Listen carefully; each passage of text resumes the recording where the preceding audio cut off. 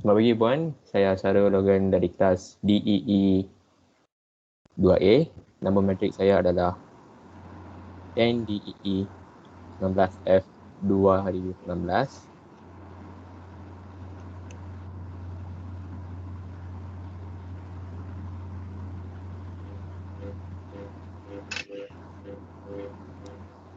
Nama saya Zinis, saya dari kelas DE2A, nombor matrik saya 10 DE 19 F2019.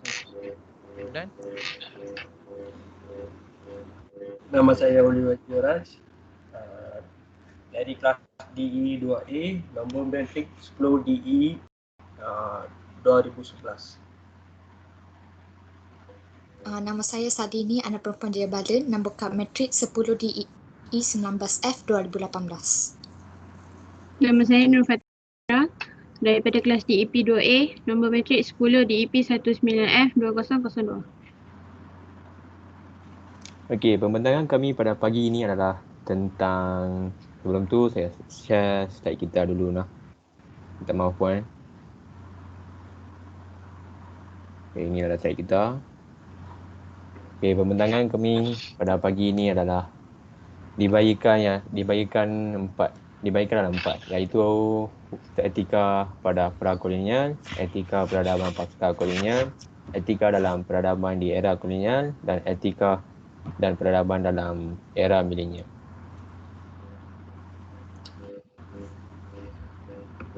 So, sebelum kita memulakan pembentangan kita, jom kita tengok satu quotes tentang sejarah. Sejarah adalah eksperimen yang sudah teruji di masa lalu. Manfaatkanlah pengetahuan itu untuk masa kini dan masa depanmu.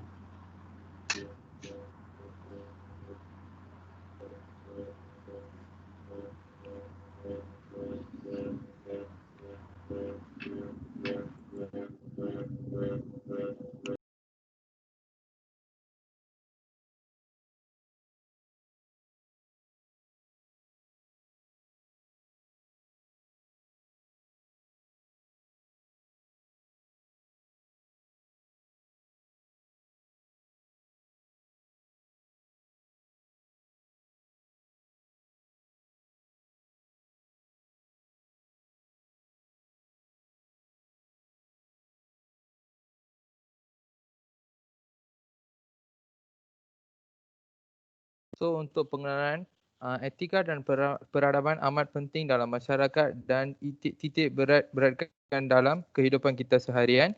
Sebagai seorang manusia, kita bermula dengan kehidupan yang berpandukan pengajaran dan pembelajaran yang kita perolehi secara formal atau tidak secara formal.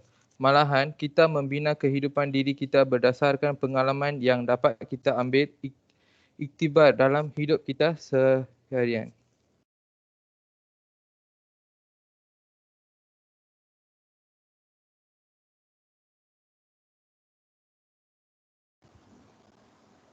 Oliver, seterusnya Oliver.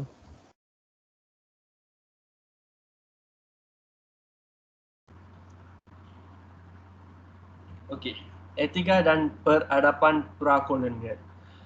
Prakolonial bermaksud zaman sebelum penjajahan. Zaman prakolonial semenanjung tanah Melayu terdiri daripada masyarakat Melayu. Masyarakat Melayu tinggal di sekitar kawasan pedalaman dengan kelompok mereka. Kawasan itu berampir dengan laut atau di pinggir sungai. Ini adalah contoh gambar yang dari Google. Seterusnya, orang Melayu telah mengamalkan adab sopan yang tinggi seperti berjalan menundukkan sedikit tubuh badan apabila lalu di hadapan orang lebih tua dan menundukkan sedikit tubuh ketika berjabat tangan dengan orang lebih tua. Masyarakat luar memang banyak yang merantau ke alam Melayu termasuk bangsa Eropah.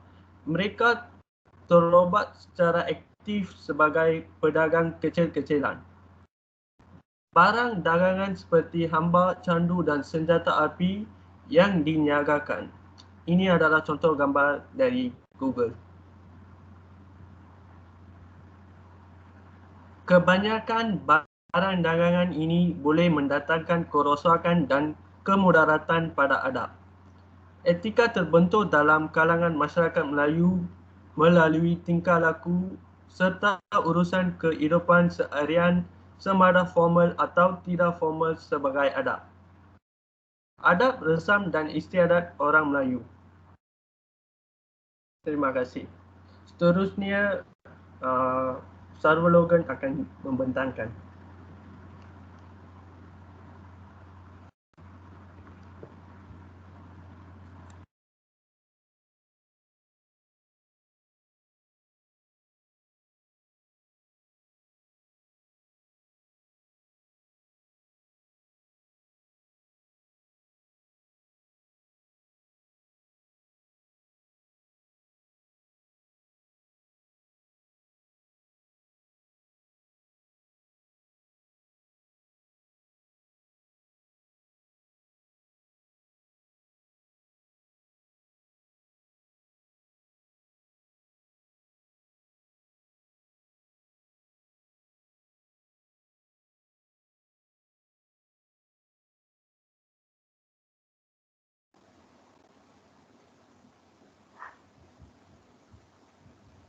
So Ron,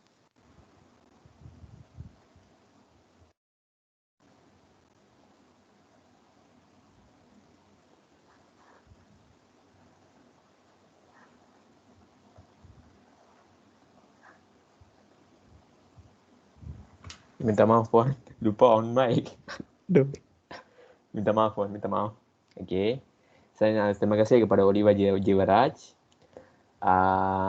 Saya akan bentang tentang etika dan peradaban di era kolonial. Istilah kolonial boleh dikatakan perkembangan pada zaman abad ke-19 itu merujuk kepada keadaan penguasaan politik, ekonomi dan intelektual.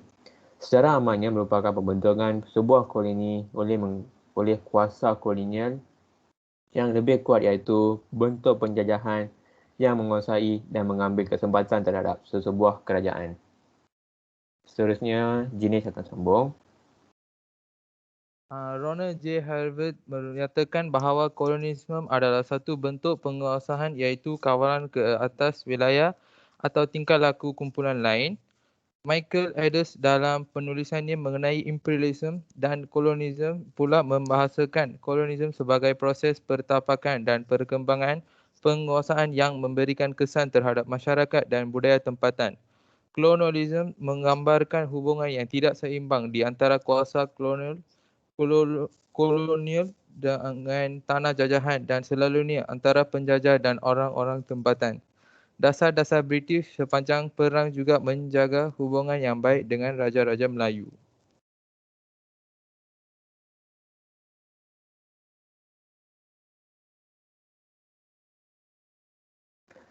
Seterusnya, kesan daripada penjajahan ini, pentadbiran negeri-negeri British berada di bawah nasihat kerajaan British. Kolonialisme di tanah Melayu dengan perluasan pengaruh British dan kesannya budaya terdiri daripada kuasa kolonial terus berkembang kepada masyarakat tempatan. Ada resam mereka yang kita selalu sebut sebagai etika, ethos dan etiket yang mereka hayati dalam kehidupan mereka dan mereka melaksanakan urusan pemerintahan mereka. Masyarakat kita zaman kolonial yang mempunyai hubungan langsung dengan pihak kolonial, British telah memerhati, menyulam dan mengadaptasi secara tidak langsung dalam kehidupan seharian. Seterusnya, Shalini Jayabalan akan sambung. Terima kasih atas penjelasan tadi. Sekarang, jom kita tengok apakah itu zaman pasca kolonial. Penjajahan yang berlaku terhadap budaya itu dari mula berlakunya era penjajahan. Era penjajahan iaitu zaman kolonial yang dikatakan sebelum tadi hingga kini. Juga boleh diserupakan dengan era moden. Seterusnya, zaman pasca kolonial iaitu moden telah mengekalkan kita dengan etika dan peradaban tradisional dan bercampur. Seterusnya. Okey. Menurut penulis lagi, pertembungan di antara penjajah dengan yang dijajah menghasilkan satu natijah yang membawa perubahan yang melibatkan seluruh susuk pemikiran dan nilai yang dibawa oleh kolonial. Masyarakat telah menerima variasi dan pencampuran versi etika secara langsung atau melalui teknologi. Zaman pasca kolonial juga mempunyai nilai etika bercampur baur.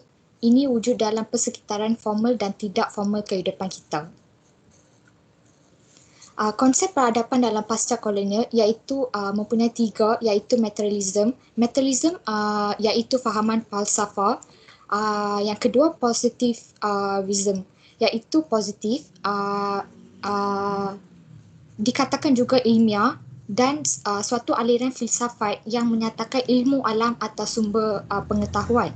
Yang seterusnya, yang ketiga iaitu individualism, mempunyai perasaan persendirian ataupun kemahuan sendiri, ataupun dikatakan juga teori sosial yang memberi kebebasan berfikir secara sendiri. Seterusnya, ia juga berlapis dengan Melayu Islam, peribumi, etnik Cina dan India Malaysia, kacukan peradaban sedunia kontemporari hingga lahir kerencaman sosial dan mengurus super diversity pada masa ini, iaitu Justice as Fairness, iaitu oleh John Rawls yang maksud dia teori keadilan. Seterusnya, variasi ini ditambah bukan sahaja hasil tinggalan kolonial tetapi dikembang luas dengan globalisasi teknologi ICT. Seterusnya, adab, adat, etika, etos dan etiket kita telah bercampur baur sehingga mengubah identiti dan jati diri kita dalam keadaan, suasana, tindakan dan tingkah laku berbeza-beza. Seterusnya, setiap generasi yang hidup dalam era globalisasi ICT perlu menghayati makna etika dan peradaban yang telah diacuankan dalam negara kita sejak sekian lama. Terima kasih. Sekarang, kawan saya akan membentang yang seterusnya. Terima kasih Shalini. Sekarang saya akan teruskan dengan etika dan peradaban era milenium. Zaman milenium merupakan tempoh 1000 tahun yang pertama dari 1 Januari hingga 31 Disember 1000 dalam kalender Gregory. Bahagian awal milenium menandakan kemuncak Empire Rome. Zaman purba akhir ialah tempoh peralihan yang mengubahkan Empire Rome Timur menjadi Empire Byzantine, manakala Empire Rome Barat jatuh dan menimbulkan zaman pertengahan awal Eropah. Terusnya,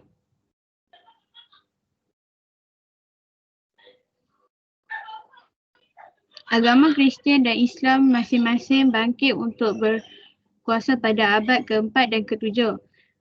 Bahagian akhir milenium melihat peralihan kepada zaman pertengahan tinggi. Jumlah penduduk dunia telah bertambah sebanyak 3 kali ganda berbanding dengan milenium sebelumnya, bertambah dengan lebih perlahan dan mungkin juga merosak. Mengikut satu anggaran, jumlah penduduk dunia bertambah daripada kira-kira 170 hingga 300 juta.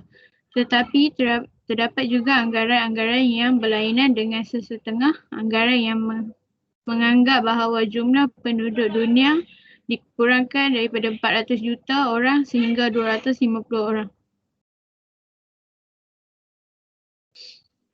Peradaban zaman milenium, pemodenan dalam pelbagai bidang kehidupan. Kedua, perkembangan teknologi maklumat dan informasi internet, komputer, smartphone. Ketiga, penggunaan media sosial yang berluasan seperti Facebook, WhatsApp dan Instagram. Seterusnya,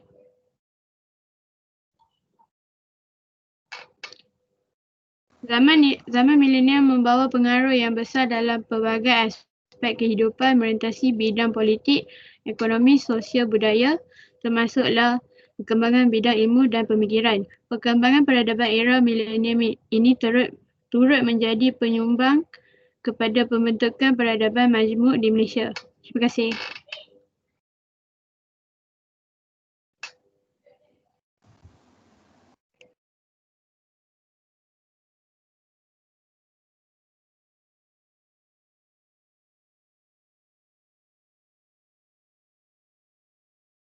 So untuk rumusan, ini meneliti susul masa bagi melihat bagaimana konsep adat istiadat, adab, resam, etika, etos dan etiket. Ini wujud dalam peradaban kita. Konsep adab, adat, istiadat dan adat resam telah ada dalam masyarakat di tanah Melayu. Kesemua konsep etika tradisional ini diamalkan dalam kepulauan, wilayah atau habitat alam Melayu.